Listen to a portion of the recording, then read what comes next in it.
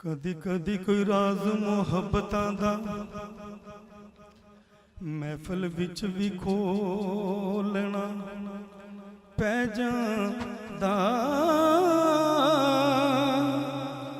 रखे पिया कोई फड़ के हजार वारी वो किसी जगह ते डोलना पै जांदा। ते पहुंचन लई महबूब दे कदमां तक जुस्सा रेत ते रोलना पै जांदा। नसर शाह जे यार दा हुक्म होवे फिर निजे उत्ते भी बोलना पै जांदा।